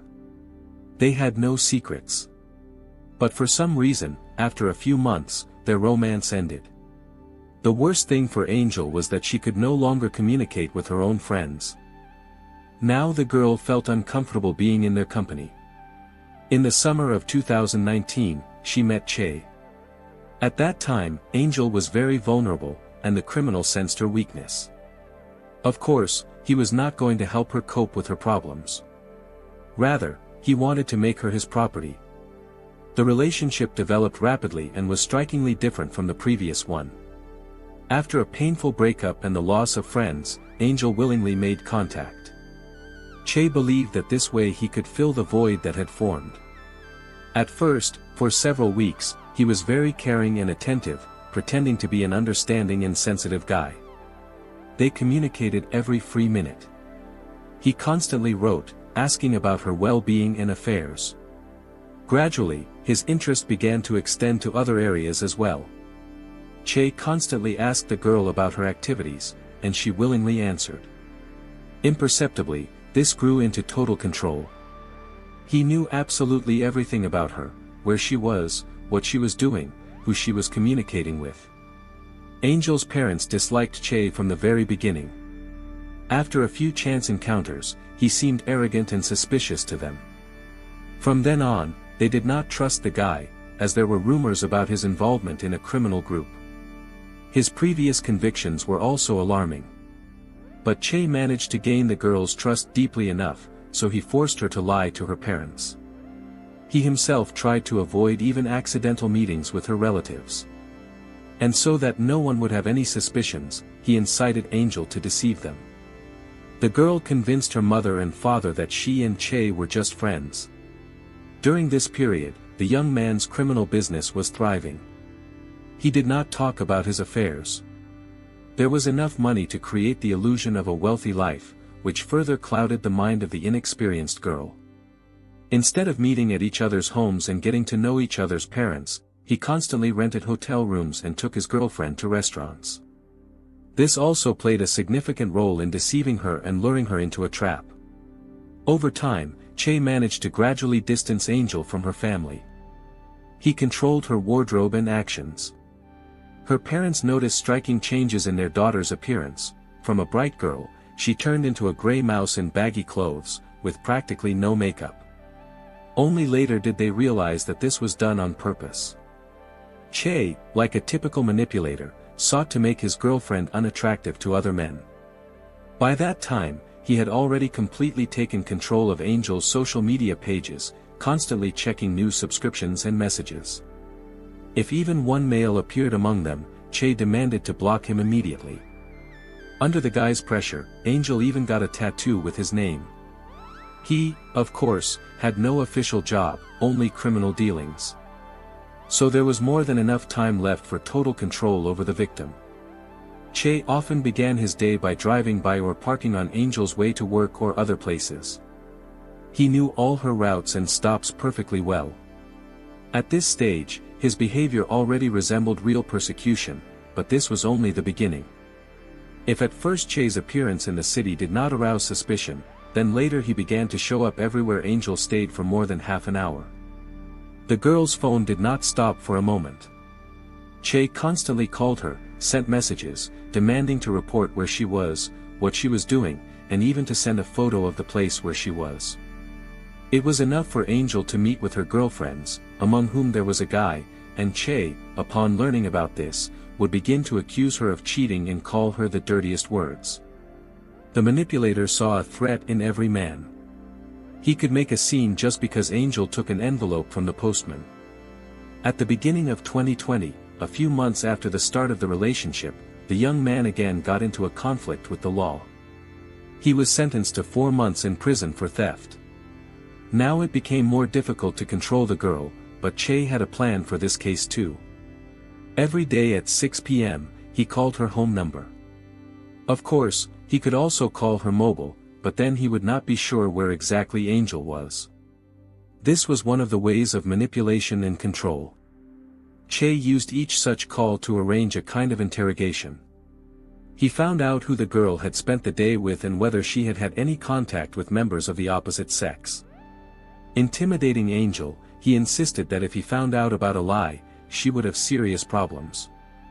The victim feared that Che's friends were watching her, so she was forced to obey. The first thing after his release in mid-2020, Che went to Angel's parents' house and began yelling at her, demanding the return of the money spent on the girl. It turned out that shortly before his arrest, he had lent her £80, which her parents immediately gave back to him. At the same time, Che did not take into account that all the time he was behind bars, his visits and threatening calls to Angel were also paid for by her relatives. But despite the waste, he did not calm down. From then on, Che's behavior became even more inadequate. Now he resorted to physical violence against Angel. The moral pressure did not stop, but after his release from prison, he brutally beat her for the first time. Aggression on his part took on a systemic character. On July 9, 2020, even the neighbors who heard Angel screaming reported it. A man who lived next door was in the apartment when another quarrel started over imaginary infidelity. Che pushed Angel with such force that she hit her head against the wall and lost orientation. The neighbor called the police, but the young people pretended that nothing had happened. Unfortunately, the girl refused to testify against the abuser. He probably intimidated her so much that she was simply afraid of revenge. The domestic tyrant remained unpunished. Of course, for people like Che, this could only lead to even greater cruelty. A few months after his release, Angel Lynn was subjected to emotional and psychological abuse around the clock, 7 days a week. He managed to oppress the victim so much that she felt trapped. Angel believed that no one but him needed her and that she was to blame for all the troubles. Che humiliated her, forcing her to constantly apologize for imaginary misdeeds. It got to the point where he began to take away the money the girl earned and spend it at his own discretion. Angel fell asleep every evening while texting with him and woke up to dozens of messages demanding to call back. Of course, she could not do this in her sleep, but it always ended with accusations of another betrayal. Che pressured Angel so much that she was constantly on the verge of a nervous breakdown. Finally, at the beginning of September 2020, the girl reached a critical point and decided to put an end to this. It happened after Che once again attacked her, accused her of imaginary infidelity, and threw her against the wall. Noticeable marks remained on her body. Angel was convinced that if the blow had hit her head, she would have suffered a traumatic brain injury. The girl realized that this could not go on any longer. In the end, the tyrant would either cripple her or kill her. It only remained to carefully lead everything to a breakup. Angel knew that when parting with a manipulator, the most dangerous period is the very end of the relationship. Due to certain circumstances, Che had calmed down a bit after the last beating. Therefore, it was worth waiting for the right moment. On September 17, 2020, Angel worked part-time cleaning apartments from early morning. After finishing, she had to pick up Che and his friend Rocco Sansom. The guys were 20 years old, and the girl was 19. They often used her as a driver when they were drinking or using something stronger. Angel arrived at the parking lot where her boyfriend was waiting for her in a van. This company used a spacious vehicle for their criminal affairs. After picking up a friend from the apartment, all three of them went out of town. At some point, another quarrel broke out in the car. Angel simply stopped on the highway near the city, got out, and headed home on foot. But Che was not going to just let her go. Running out of the van, he caught up with the fragile girl, grabbed her, and pushed her back into the car, which Rocco was driving. He just continued on in the direction of the neighboring suburb. When law enforcement officers viewed the surveillance camera footage, they saw Che pulling Angel out of the car at 10:36 a.m. Now the girl was sitting between Rocco and Che. Both guys blocked her access to the doors so she could not get out of the car. In fact, it was a kidnapping. At about the same time, several reports were received by the police department about a van behaving strangely on the road. The car was swerving from side to side and rocking. Later, analyzing the footage, investigators suggested that at that moment Angel was struggling with the criminals, trying to escape. The aggressive driving continued. Probably, something even more violent was happening in the cabin. At 10:47 a.m., the car dangerously skidded again. It flew into the oncoming lane, cutting off other road users, sometimes accelerating to 100 km per hour. Suddenly, the side doors opened while driving. Some suspicious object fell out of them onto the road, almost getting under the wheels of an oncoming car. Other drivers saw a girl who either fell out or was pushed out through the side opening. Several cars nearly ran over her, but miraculously this was avoided. The girl lay motionless and was bleeding. After driving about another 50 meters, the van stopped. Che jumped out and ran to where the unconscious Angel lay on the asphalt. Several motorists who had witnessed the incident had already stopped there. The passenger of the van immediately tried to justify himself, saying that he had quarreled with the girl, and a conflict occurred while driving. Allegedly, having learned about the breakup, the victim opened the door and jumped out while moving. Without waiting for the arrival of law enforcement officers, Che tried to present everything as a suicide attempt. His friend Rocco simply nodded in agreement. One of the drivers called an ambulance and the police. When law enforcement officers arrived at the scene, the young men were arrested on suspicion of kidnapping and causing bodily harm. Angel was in critical condition. She suffered extremely serious injuries. So severe that it was decided to urgently transport her by air to a hospital in Nottingham. The girl's head was most affected. Numerous skull fractures. Internal bleeding was putting pressure on the brain. To cope with this, doctors had to remove part of the bone to reduce intracranial pressure. Angel was connected to a ventilator and put into an artificial coma. When her parents arrived at the scene, their biggest concern was whether their daughter would survive. In fact, the medics were surprised that she did not die right at the scene of the incident. The relatives were immediately told that even if Angel could survive this tragedy, she would remain disabled for the rest of her life. But the girl continued to fight. During the several months spent in the hospital, she suffered from pneumonia and COVID. During that period, any disease could have been fatal. But Angel coped. The situation was so critical that the parents were given the right to choose 3 times. They were offered to disconnect their daughter from the life support machine so that she would simply leave this world and no longer suffer. All 3 times they refused. While the kidnapping victim was fighting for her life, the criminals were behind bars. Che repeated his version of events over and over again. Throughout the year of his relationship with the victim, he told everyone around him how inadequately she behaved in the relationship. Allegedly, how difficult it was with her, what violent quarrels arose between them, and that Angel was solely to blame for everything. He used this tactic now as well. Of course, there was no shortage of lies. Che insisted that he had never touched her with a finger. According to him, on the day of the incident, when they were driving together in the van, the heroine of the story imposed herself on the company from the very beginning, because the manipulator always did this. However, this time it finally got on his nerves, so the boyfriend decided to break up with her. Then she supposedly began to threaten suicide.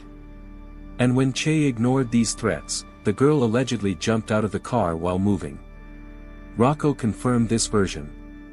Most likely, the criminals coordinated their testimony in advance, as there was enough time for this. Fortunately, law enforcement officers did not believe the young men. The footage from the surveillance cameras testified against them, clearly showing how Che forcibly dragged the girl into the car. Both were accused of kidnapping, causing grievous bodily harm, and taken into custody. In January 2022, the suspects appeared before the Nottingham Crown Court. Now coercion and controlling behavior towards Angel were added to the list of their crimes. Both did not admit their guilt. Of course, it was a deliberate move. The young men were well acquainted with the law enforcement system. They expected that due to her condition, Angel would not be able to testify against them. So, finding themselves in court, they hoped to completely avoid punishment. Che continued to repeat his version of events, while his friend Rocco pretended to be a simpleton. He claimed that he did not even suspect that Angel had gotten into his car against her will.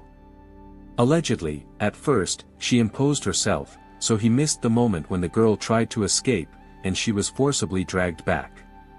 However, law enforcement officers had enough evidence that revealed the true nature of these cruel young men.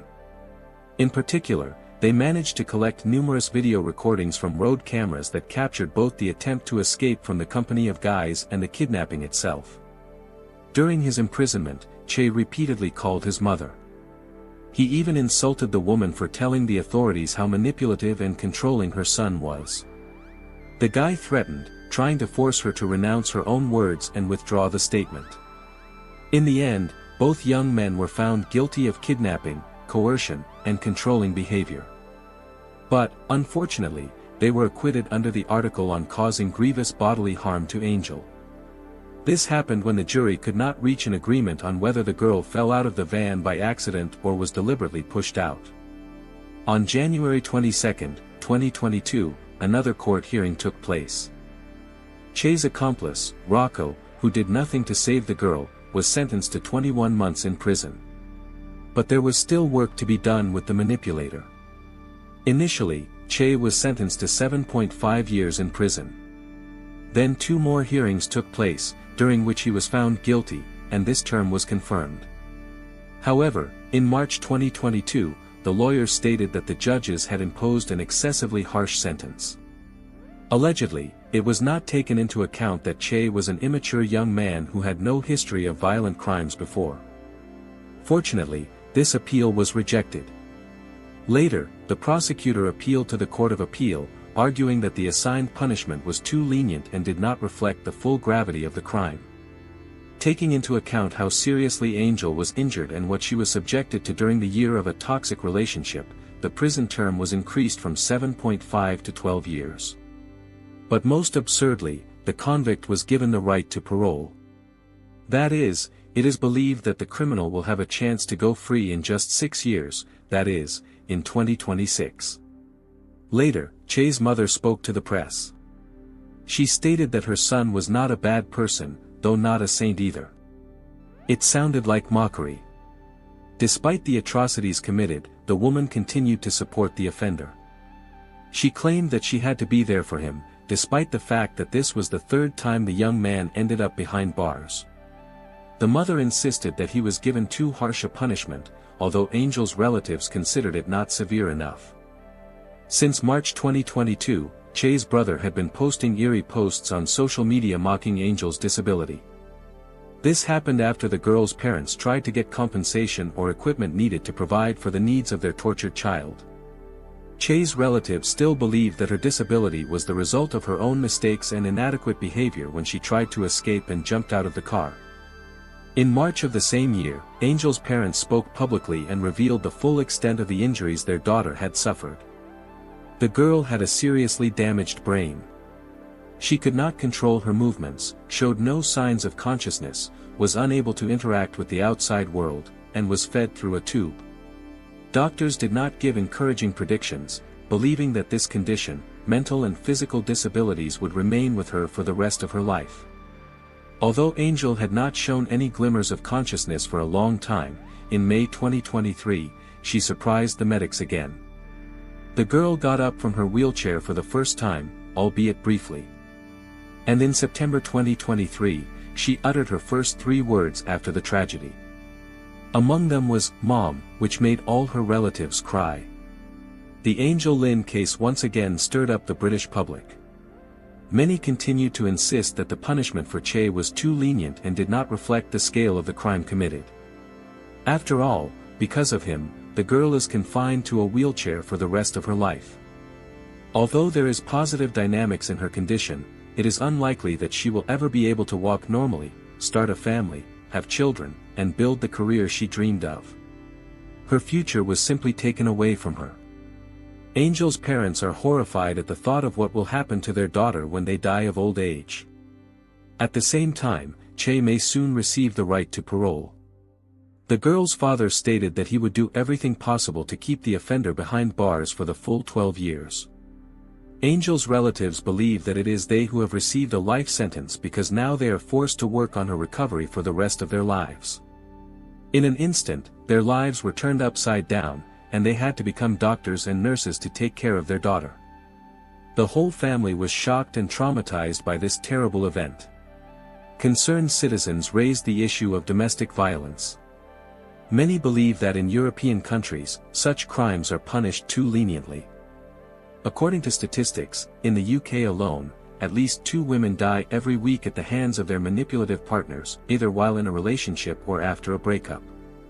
Currently, control systems are in place that allow checking a chosen one in Britain, Scotland, and Northern Ireland. However, this does not provide 100% protection from a person who can completely control your life and destroy it as soon as you try to break free. These issues are still acute on the agenda and require the fastest possible solution. Love can be blind, and sometimes it borders on insanity. In certain situations, it clouds the mind so much that a person fails to notice the cruelty happening right next to them, even if that cruelty is directed at their loved ones. Such stories often end in a tragic and horrifying way. Maya Chepel was born in the spring of 2020.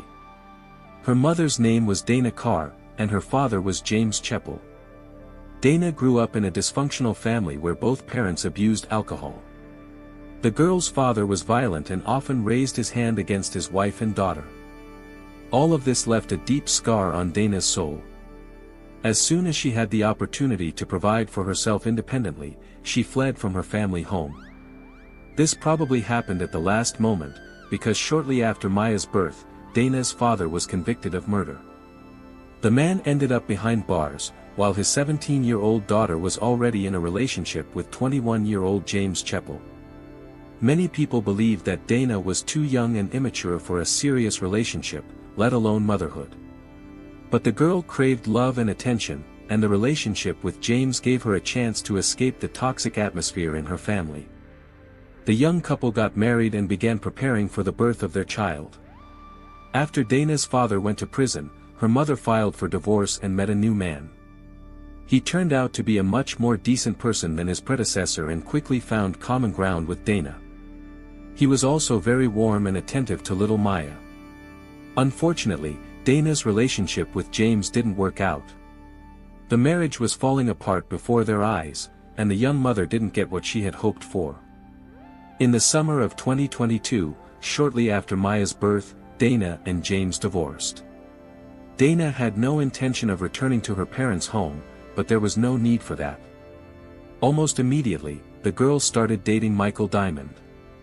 Their relationship developed rapidly, and by the end of August 2022, the couple decided to live together. Despite James' insistence, Maya stayed with her mother. Michael was unemployed, so Dana had to work almost every day to provide for the family. There was a constant lack of money, and they had to save on everything, even on food and kindergarten for Maya. When Dana went to work, she left her daughter with her boyfriend, while James rarely saw the girl due to his ex-wife's restrictions. All of this took place in the small town of Sutton Coldfield in the United Kingdom. Life seemed to be going on as usual, but then something unusual happened. On September 28, 2022, around 10 in the morning, Michael's stepfather, Carl Gallagher, visited the couple's house. At that time, the pair had been living together for a month. Dana claimed that everything was wonderful. However, Carl noticed that Maya was acting very restless in Michael's presence, as if she was wary of him. When asked about the girl's strange behavior, Michael replied that he had an unpleasant phone conversation with several banks that had refused to give him a loan. He was trying to solve his financial problems. Eventually, the young man managed to convince his stepfather that there was nothing to worry about. After Carl left, Michael began persistently trying to get an insurance payout and also applied to several more banks and organizations for a loan. But they also refused him, explaining it by his lack of a job and stable income. In the afternoon, Michael called Dana at work and told her that her daughter had lost consciousness. Moreover, according to him, the girl had started having difficulty breathing, so he asked Dana to come home immediately. Dana took time off work right away and rushed to her daughter. Immediately after talking to Dana, Michael called an ambulance by dialing 999. When the medics and police arrived at the scene, they found Maya in critical condition. The girl was taken to Queen Victoria Hospital in Newcastle. She was unconscious, and for the next 2 days, doctors fought desperately for her life. Unfortunately, Maya died in the clinic without regaining consciousness. An autopsy later revealed numerous injuries to the girl's brain. 5 witnesses stated at once that these injuries could have occurred as a result of child abuse. The doctors who examined Maya were shocked by the extent and number of injuries on her body. It was unclear what exactly had happened to the girl. Even in her intimate areas, large bruises and signs of trauma at various stages of healing were found, although there were no signs of rape. Judging by the condition of the bruises, most of them were inflicted on Maya on September 28, the fateful day when everything went wrong. Dana and Michael were interrogated separately. Both denied that the child had been abused, giving numerous excuses. They claimed that the girl was very active, often ran around and fell, which was why she got all those bruises. But the doctors refuted such statements. In their opinion, the child could not have brought herself to such a state under any circumstances, no matter what happened. The detectives began to carefully study the circumstances of little Maya's death. Relatives on both Dana and Michael's sides noticed that bruises began to appear on the girl's body literally a few days after Dana and Michael started living together. They were first noticed on August 26. It was then that neighbors with children were walking in the yard and met Dana's daughter. Everyone saw injuries on her head, which Dana tried to hide by combing the girl's hair. The next day, there was a family gathering attended by Michael's relatives as well. Everyone noted that Maya was injured. This time, the young parents explained that the child had fallen off a slide. Dana actively confirmed her boyfriend's words. Michael managed to calm everyone down, although few believed it even at that meeting.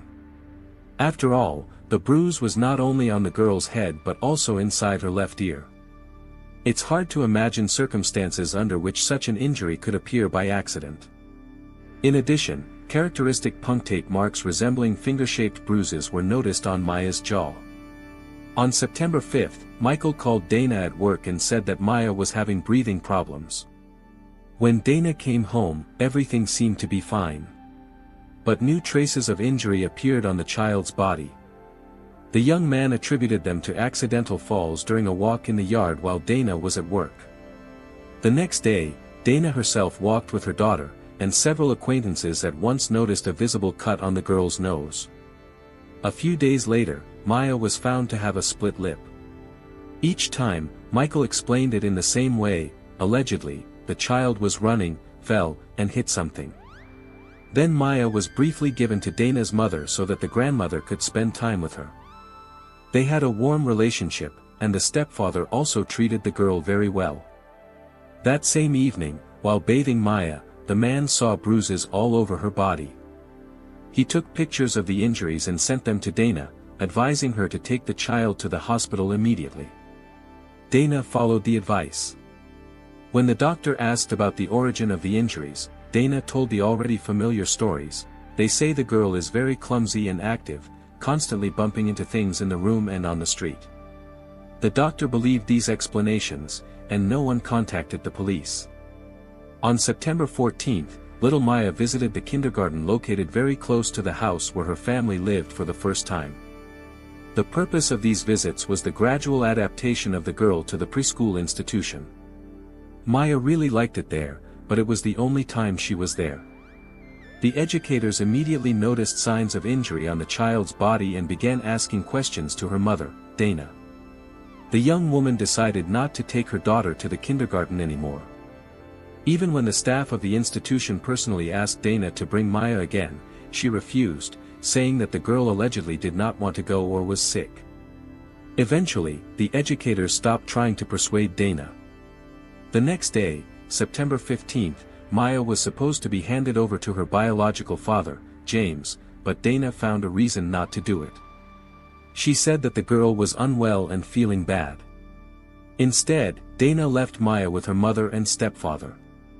The stepfather decided to take the child to his relative, who worked as a nurse and had a lot of experience. It was she who noticed a huge bruise on Maya's buttocks. It was not visible because of the diaper, but as soon as it was removed, the bruise caught the eye. This bruise greatly alarmed the nurse and stepfather. They immediately called the girl's mother to explain where this injury came from. Dana shifted the blame to her partner Michael, and he, in turn, claimed that Maya had bitten herself. These explanations sounded extremely absurd and implausible.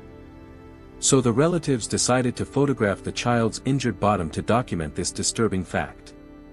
While the stepfather was talking to Dana on the phone, Michael could be heard in the background repeatedly saying that he was not guilty of anything. And this was despite the fact that no one specifically accused him of anything. Such strange behavior from Michael aroused even more suspicion. The following week, on the weekend, Maya was visiting her relatives again. They were stunned when they discovered new traces of beating on the girl's body, in particular, for bruises in the chest area. But what was most striking was Dana's reaction, or rather, the lack of it. The young mother remained strangely calm and continued to insist that her daughter's injuries were accidental. And on September 27th, Michael called Dana at work again to report the appearance of another bruise on Maya, allegedly because they were walking outside together. Dana still did not attach any importance to these alarming signals. She continued to go to work as usual, leaving her daughter alone with Michael. As it turned out later, the girl's mother repeatedly resorted to deception, distorting information about Maya's health. She lied to the child's biological father, her own mother, the kindergarten staff, and even her own employer. All this was done with one goal: to hide who was really to blame for the bruises that appeared on the girl's body time after time. The detectives were convinced that it was Michael who was involved in beating the child. When Dana was called in for questioning, she started lying again, trying to justify her previous untruth. Dana made up a story that she herself was allegedly pregnant during the period when Maya was being beaten, and after the girl's death, she had a miscarriage due to nervous shock. Dana tried to use this to explain her emotional upheaval and strange behavior. However, no valuable evidence could be obtained from her. Fortunately, other concerned family members turned out to be much more talkative. While the investigation into Maya's probable murder was ongoing, Dana broke up with her boyfriend Michael. But she could not remain single for long and almost immediately entered into a relationship with another man. Just a few weeks later, Dana became pregnant again and was now expecting a son. However, due to her status as a suspect in the case of her daughter's murder, the newborn baby was immediately taken away from her by social services. Michael, in turn, behaved just as immaturely. At first, he accused Dana of beating Maya, then her stepfather, and then even the girl's biological father. But the investigators had no doubt that it was he who was involved in the systematic beating of the child. After all, the characteristic bruises on Maya's body appeared mainly when the girl was left alone with Michael. It only remained to establish a possible motive for such cruelty. And it did not take long to wait. The investigation suggested that Michael simply took out his anger and irritation on the defenseless child. And the reason for these negative emotions was the young man's debts and threats against him because of his inability to pay his creditors on time. September 28 turned out to be an extremely unfortunate day for Michael. In the morning, he was visited by drug dealers who persistently demanded payment of a considerable debt.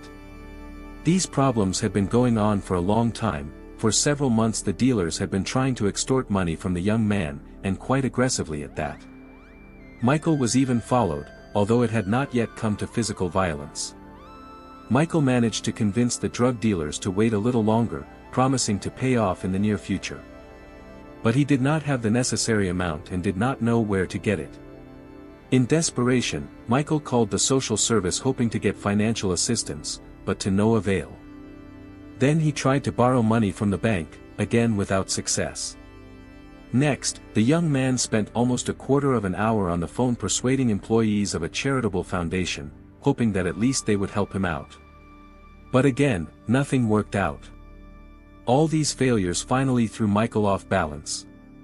And it is highly likely that he took out his anger and frustration on a small, defenseless girl. The tragic death of Maya was a terrible blow to her biological father. As James said, he tried with all his might to protect his daughter for the 2 years of her life.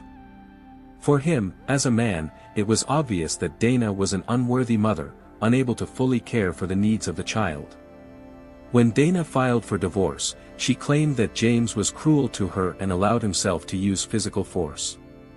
But all these accusations against her ex-husband were as much a lie as the stories she made up about her daughter's accidental injuries. In fact, James only pointed out to Dana her emotional immaturity and incompetence as a mother. He sincerely tried to get his ex-wife to finally grow up and learn to treat herself, her family, and her child responsibly. James warned that Dana, because of her immaturity, could put Maya in danger. And although the investigation failed to prove the facts of aggression on the part of James, for some reason the court decided to give the child to the mother. By court order, James could only see his daughter on weekends. However, Dana tried in every possible way to deprive him even of this right. She either simply did not bring Maya to meetings with her father, or limited the time of their communication under various pretexts. So in fact, James very rarely saw his daughter. Noticing the first bruises on Maya's body, he immediately asked Dana what had happened.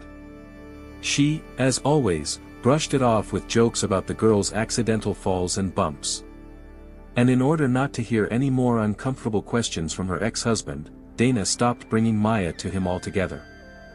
James had almost no doubt that even if Dana herself was not directly involved in the violence against the child, she at least covered for the one who did it, her partner Michael. Maya's father did not like this guy from the very beginning. There was something wrong with him. However, Dana described the relationship between her boyfriend and daughter as almost idyllic. She said that Michael treated the girl as his own, they were constantly together, walking, watching cartoons, playing. But, as it turned out later, it was all a complete lie.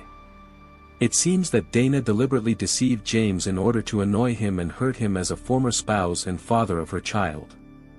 When James noticed the first signs of beating on Maya's body, he first checked Michael through the police database. The father assumed that the young man must have had some problems with the law and had been held accountable before. Imagine his surprise when it turned out that Michael's criminal history was completely clean. But despite all of Dana's assurances, James saw how rapidly his daughter's behavior deteriorated during the short visits she spent with her father. James could not help but notice how much Maya's emotional state had worsened. The girl became capricious, nervous, often cried and slept poorly. The father was convinced that the reason for these changes was the detrimental influence of Michael and the connivance of the mother, but it was extremely difficult to prove. In fact, during that period, Michael was constantly under pressure from creditors and cowards who demanded immediate payment of debts. And obviously, this affected his attitude towards Maya. Michael had accumulated considerable debts for drugs. The drug dealers from whom he bought the goods were losing patience and becoming increasingly aggressive. Demanding the return of the money, they even resorted to intimidation and threats. Once, when James came to pick up his daughter from the house where she lived with her mother and Michael, he saw broken windows. Dana and her boyfriend again blamed it on some unknown hooligans. But later, the investigation managed to find out that it was the dealers who broke the windows in order to frighten the debtor and force him to return the money faster. The next time James visited the house where his daughter lived with her mother and her partner, he saw that the facade of the building was stained with paint. His ex-wife told him that on the eve of his arrival, someone deliberately damaged the electrical panel and pulled out all the fuses from there. Because of this, they were left without electricity for almost a day until they found the cause of the malfunction. Dana tried to convince James that these were allegedly the antics of some hooligans or stalkers. It is difficult to say for sure whether Dana was deliberately deceiving her ex-husband or really did not guess what was actually happening in the house. Suspecting that his daughter was being subjected to cruel treatment, James wanted to gather as much evidence as possible in order to file an official statement. Unfortunately, it was during this period that Dana, under any pretext, interfered with his communication with Maya. Several times in a row, she cancelled the planned visits of the girl to her father on weekends at the last minute. She referred either to the child's sudden illness or claimed that Maya did not want to go to her dad. Because of this, James was actually deprived of the opportunity to protect his daughter in any way. Now it became clear that Dana was doing this on purpose. She was deliberately stalling for time so that the bruises on Maya's body would have time to heal and not cause unnecessary questions. When the girl finally got to visit her father, her mother immediately began to invent new excuses for fresh injuries. She said that for the last few days Maya had been staying with her grandmother and grandfather, and it was they who were to blame for not looking after the child properly. To James' great disappointment, Maya herself, due to her young age, could not clearly tell what had happened to her. The father repeatedly tried to ask his daughter about the origin of her bruises, but in response, the girl only showed gestures as if something was beating her, and repeated the mysterious D. Only later did it dawn on James that with this word Maya called Michael, that was how she pronounced his last name, Diamond.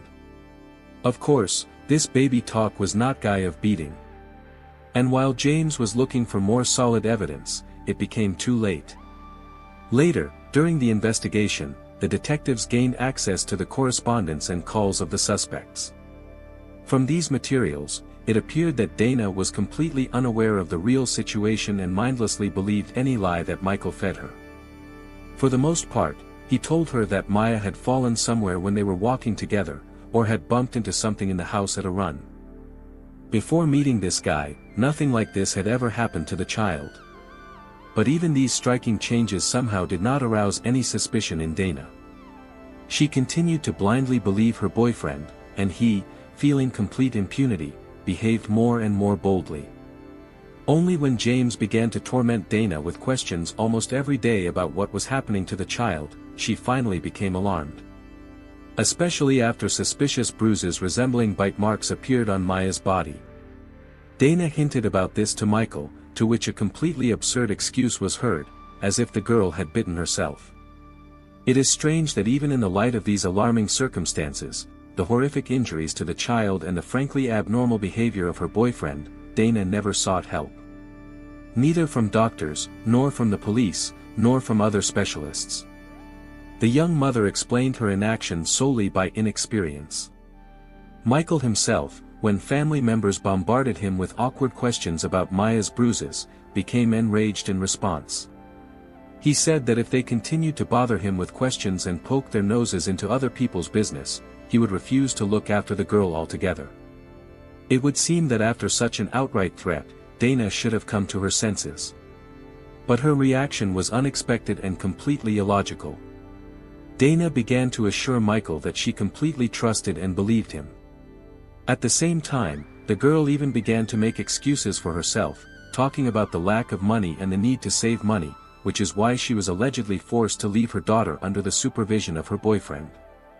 This surreal dialogue ended with Dana confessing her love to Michael and insistently asking him to continue staying with Maya. Instead of at least somehow checking the suspicions that were put forward against her boyfriend, Dana began to defend him with redoubled vigor. Even when she was shown photos of the beaten Maya, she continued to stand her ground. She claimed that if it were not for Michael, who knows what worse could have happened to the girl. The ex-husband was simply shocked by Dana's naivety, but he was powerless to change anything. Time after time, their correspondence with Michael developed according to the same scenario. The guy swore that he had not touched her daughter with a finger, and Dana replied that she would never have suspected him of such a thing. Even on that fateful day, when Michael reported that Maya was suffocating, the naive mother ended the brief correspondence with a declaration of love and an admission that she could not imagine her life without him. The fate of the suffering child, it seems, did not bother her at all. When the medics found Maya at home still alive, they immediately suspected that the girl had been subjected to domestic violence. More than 50 bruises of varying degrees of limitation were counted on her body. Among them were very suspicious traces that resembled bites. The autopsy showed that the child had been beaten for a long time and methodically with fists, and also, probably, with blunt objects. The nature of the injuries unequivocally pointed to an adult offender, most likely Michael. The lion's share of injuries fell on the girl's head and abdomen. The investigation had a version that the child was deliberately thrown to the floor with force. The surgeon who fought for Maya's life compared her injuries to those that can be obtained when falling from a great height or getting into a serious car accident. Upon hearing these horrific details, Dana finally seemed to see the light and, according to her, felt something was wrong. However, the detectives believed that the mother was again pretending to be a naive fool. After all, the terrible condition of Maya was the result not of some spontaneous outburst of rage, but of the systematic beating of the child by her partner. And Dana definitely knew about it. Many people from Dana's immediate circle pointed to Michael's inadequate behavior, advising the young mother to come to her senses and not risk her daughter's health and life. When Maya was taken to the hospital in an extremely serious condition, the police immediately detained her 27-year-old stepfather. Michael was interrogated as a suspect in domestic violence, but he denied everything. The doctors could not save the girl's life, and after her death, Michael was charged with committing murder. During the second interrogation, he again declared his innocence, although he was already being held as the main suspect. On the contrary, Michael told tales that his relationship with Maya was surprisingly warm and full of love. He claimed that he had never even raised his voice to his stepdaughter, let alone his hand. And on the day when the girl suddenly became ill, she allegedly had all the signs of illness. Before 2-year-old Maya lost consciousness, they played together on the Xbox game console, after which the girl went to the bedroom. Michael, according to him, continued to play on the console. But about 10 minutes later, he heard a loud thud coming from his stepdaughter's room. Getting up to go and see what happened, he heard the sound repeat itself. Entering the bedroom, Michael saw Maya lying motionless on the floor. It appeared that the girl had fallen out of bed twice. This version seemed highly doubtful. Michael immediately noticed that the child's breathing had become intermittent and wheezing. He called his girlfriend Dana to come home immediately. And then he dialed the emergency rescue service number. While the team of medics and rescuers were on their way, the dispatcher instructed Michael on the phone on how to properly provide first aid to the victim. According to the suspect, he performed artificial respiration and indirect heart massage on the girl. But all these testimonies later turned out to be a lie. After all, even a few falls from the bed could not lead to the appearance of such a number of bruises and hematomas on the child's body. All signs indicated that Maya had been systematically and cruelly tortured for a long time. However, Michael never confessed to the crime. Later, the detectives talked with the young man's stepfather, who briefly visited the couple that morning. Maya's behavior impressed him so much that the man even wanted to take the girl with him right away. According to him, the child was crying all the time, calling for her mother, and looked frightened. Moreover, as soon as Maya saw Michael, she immediately tried to hide. It was obvious that the presence of this man frightened the girl and made her nervous. When the stepfather told Michael about his observations, he assured that everything was fine and there was nothing to worry about. Despite this assurance, the guest managed to videotape the girl's strange and inadequate behavior. Subsequently, these shots were used in court as strong evidence of Michael's guilt and refutation of his testimony. Examining the itemization of the suspect's calls, the investigators drew attention to a suspicious coincidence in time. Michael made a call to the emergency dispatch from a landline phone. And while the operator was giving him instructions on providing first aid to the child, the guy managed to make another call. This time, from his mobile phone, he tried to call the next bank to try to get a loan. It turns out that the criminal simply left Maya to die in the room, and he himself went out to settle his own financial issues. The girl's fate, apparently, did not bother him much. In addition to the shocking facts of Michael's negligence and outright lies, law enforcement officials unexpectedly learned about his marital infidelity. It turned out that the entire period while Michael lived with Dana, he actively used online dating sites. The guy met other women, corresponded with them and made dates. The investigators even managed to find one of Michael's former mistresses. From their correspondence, it became known that this woman became pregnant by him. As soon as Michael found out about this, he immediately broke off all contact with her. In addition to all the problems, there was also the guy's passion for the use of prohibited substances. Moreover, Michael regularly took anabolic steroids, which could cause outbursts of aggression and significant mood swings. Particularly dangerous was the combination of steroids with narcotic substances. In this state, Michael lost control of himself and his actions. And each time this affected the defenseless Maya. Dana, in turn, continued to claim that she did not notice anything like this behind her partner. As a result, the mother of the deceased girl was also arrested. She was accused of criminal negligence and complicity in the murder of a child. According to the investigation, the woman, by her inaction and tacit consent, condoned domestic violence. Dana was repeatedly warned about the possible danger to Maya. But instead of somehow protecting her daughter from beatings, the woman, on the contrary, continued to shield Michael and assure that she would never leave him. In the fall of 2023, a trial of Dana began. During the sessions, the mother of the deceased girl tried to justify herself by the fact that she was completely blinded by love for her boyfriend. She claimed that because of this, she did not notice or did not want to notice obvious things. Dana also claimed that she did not believe the warnings of relatives and friends that her partner was abusing the child. The woman assured that she did not realize the consequences of criminal connivance with Michael. Moreover, according to Dana, for some time she did not even understand that the police blamed her in part for the tragic death of Maya. Only later, when the lawyer explained to the defendant the full seriousness of the charges against her, Dana's behavior changed dramatically. She swore that she sincerely repented of what she had done. However, this belated repentance convinced few people. Most were sure that Dana was simply trying to protect herself from imprisonment. During the court sessions, Dana's defenders presented her as a victim of circumstances. They claimed that since childhood, the woman had suffered from cruelty and violence in her own family. After all, her father regularly mocked his daughter and wife, and then became a murderer altogether. Constant bullying in the family allegedly led to the fact that Dana perceived cruelty as the norm. The lawyers argued that because of childhood psychological trauma, the woman simply could not fully assess the situation and understand what it could threaten her own child with. However, all these arguments of the defense only somewhat touched the jury. Because they did not justify Dana's criminal inaction and her condoning violence against her daughter in any way.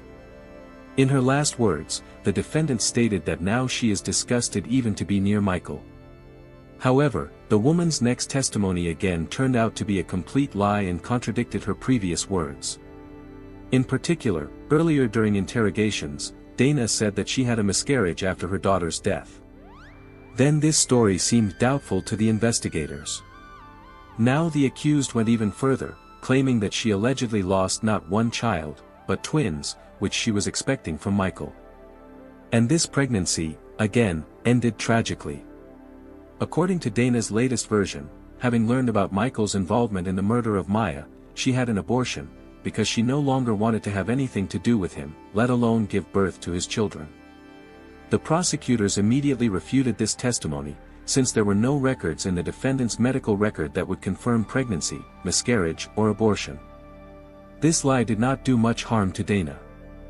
After all, the prosecution already had enough evidence of the criminal negligence and callousness of the young mother, who neglected her main duty, to protect her own child. Instead, the woman preferred not to notice the obvious risks and threats to her daughter's life. Dana's indifference to the fate of her firstborn was also confirmed by the fact that shortly after Maya's death, the woman broke up with Michael, but almost immediately found herself a new boyfriend. Dana began a relationship with him, became pregnant by him and gave birth to a son. Such behavior was not at all befitting a loving mother who had just lost her little daughter. Having weighed all the circumstances, the court found 24-year-old Dana guilty of criminal negligence that led to the death of a child, and sentenced her to 9 years in prison. A separate trial was held for Michael Diamond. Unlike his former passion, the young man refused to testify in his own defense or comment on this high-profile case in any way. Instead, Michael's lawyer insisted that his client had not planned to kill his stepdaughter and had no sadistic motives to mock her. According to this logic, the cruel treatment of the child and her death were just a fatal coincidence. Despite these pitiful attempts to justify the defendant, the court found Michael Diamond guilty of first-degree premeditated murder and sentenced him to life imprisonment. However, the judge made a small concession, allowing the convict to file a petition for early release no earlier than 21 years after the start of the sentence. Little Maya was buried on November 4, 2022. And after the funeral, her father James wrote a farewell letter to his daughter on his page on the social network. The man said goodbye to the little one, apologized for not being able to protect her from violence, and promised that someday they would definitely meet again. Please write your thoughts and reactions in the comments below. For those who are new here, subscribing is the best way to stay updated on future content. Also give a like please. Take care of yourself and your loved ones. Thank you for your support during this difficult time. Until next time, friends.